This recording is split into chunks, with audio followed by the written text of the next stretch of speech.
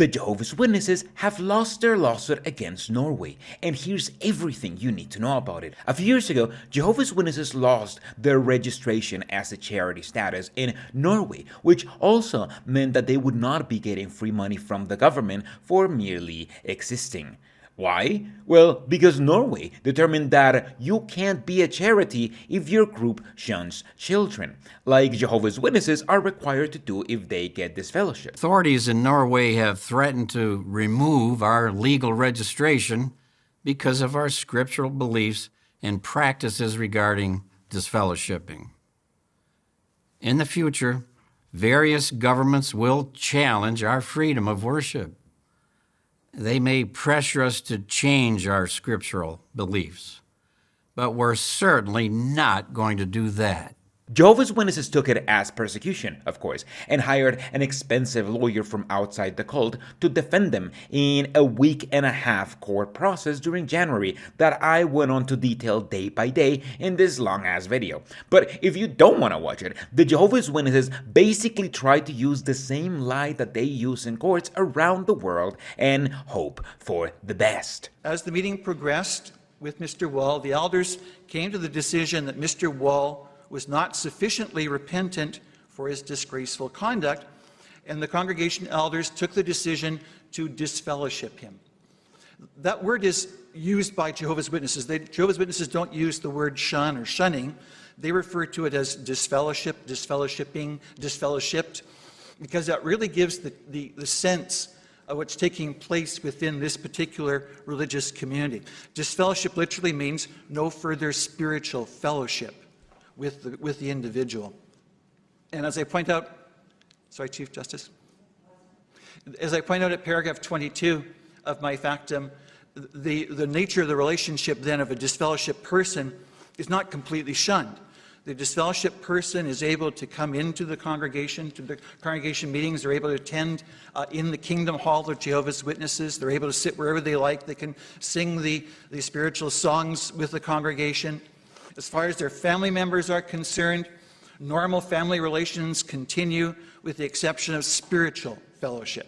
They try to prevent any of their own literature from being shown by the court and basically just obfuscated the whole process when it was clear that the defense was going to win. Because the defense did an amazing job at showcasing not just how the Jehovah's Witnesses shun children, but how they pressure children to get baptized and even explain how they shun lovingly. They also showcased the testimony of several brave ex-Jehovah's Witnesses who went on to describe in detail their experience inside the cult and the many different, sometimes intimate ways that it had damaged them. Overall, I hadn't seen anyone showcase the danger of their religion to the courts better than this ever before, since I think they delve deeper into the damages that this religion causes than the Australian Royal Commission did a few years ago. And today, the court confirmed what everyone who kept up with the court case already knew would happen. The court announced that the Jehovah's Witnesses had lost their lawsuit against Norway, meaning not only that they almost definitely will not get their religious status back, which includes the stipends from the government and the right to marry people, but also that the Jehovah's Witnesses have to pay for all costs on top of it. According to Vertland, the verdict was handed down on Monday in the Oslo District Court and was as follows. The state is acquitted. Jehovah's Witnesses are sentenced to pay court costs of just over 1.1 million. The court concludes that the conditions are met for denying Jehovah's Witnesses state subsidies and registration under the Religious Communities Act, and that the decisions are valid. Furthermore, the court considers that Jehovah's Witnesses, through the guidelines and practice of exclusion, encourage Jehovah's Witnesses to shun members who are ostracized or withdraw, so that, with few exceptions, they are exposed to social isolation from those remaining in the religious community.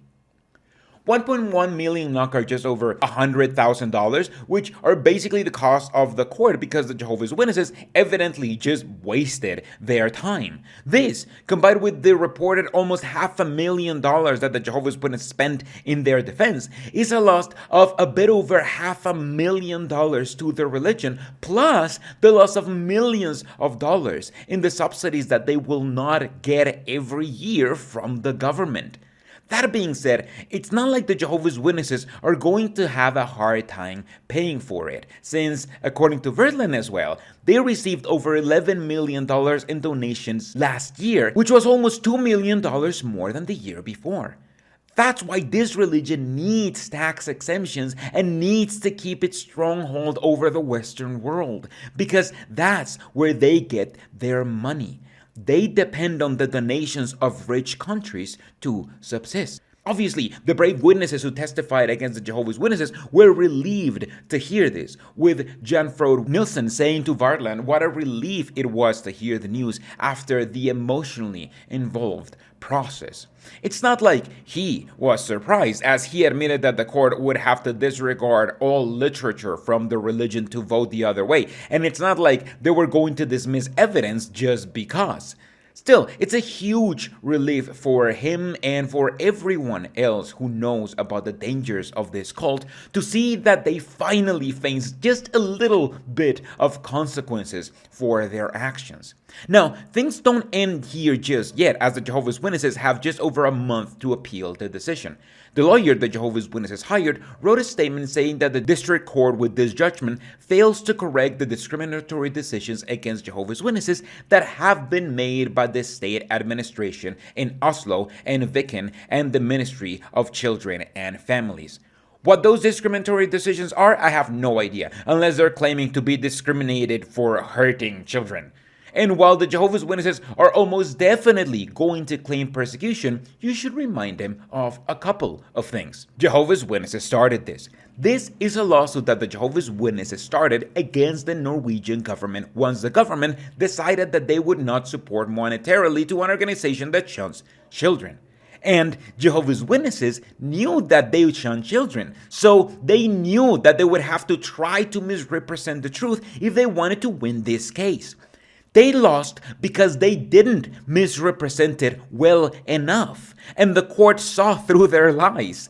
Nobody forced the Jehovah's Witnesses to sue Norway or to lie to the court unconvincingly. They did it all themselves. Jehovah's Witnesses are still allowed to do anything they want. Sure, the Norwegian government told them that they were not going to support them monetarily anymore because they shun children, but that's it. Jehovah's Witnesses are still allowed to go to their meetings, go preach, and even shun children if they want to. They just won't receive state support for it anymore. In fact, I actually believe that the lawsuit didn't go far enough, since it admits that children are being endangered by this religion, but doesn't actually do anything to protect the children they know are in danger. But obviously, this can be the start of what I hope becomes a new trend in European governments. And deep down, that's what the leadership of the Jehovah's Witnesses is afraid of. Because they know that the more countries do this, the faster they will lose their religious status around the world. Because this acts as precedent. Now, they're exposed to pretty much any other European country looking at Norway's decision and opening up an investigation themselves to see if Jehovah's Witnesses deserve religious status and grants in their country. And that can happen if just one or two European ex-Jehovah's Witnesses try real hard for their country to notice that. After all, this was all started by just a handful of ex-Jehovah's Witnesses who decided to get involved in their government to bring this religion to justice. And once that happens, the religion will be on a countdown until the government of the United States itself decides to look into whether or not the Jehovah's Witnesses actually deserve the religious status they have, or if maybe they should pay taxes like every other corporation. And I believe once that happens, the religion will not be able to recover. If they lose their religious status in their already reducing markets of the Western world, on top of losing government aid, I just don't see how their religion can sustain itself, at least at this level. They would have to drastically reduce operations to a paid skeleton crew, which would reduce their reach and ensure their eventual downfall in a few decades. And they will not be able to claim that they're being persecuted as long as what happens in Norway keeps happening. The removal of their religious status and not the removal of any of their religious freedoms. Everyone should have the right to believe anything they want, but no corporation should get a charity status when they're not a charity. And no religion should get religious exemptions if it goes against religious freedoms or the well-being of children.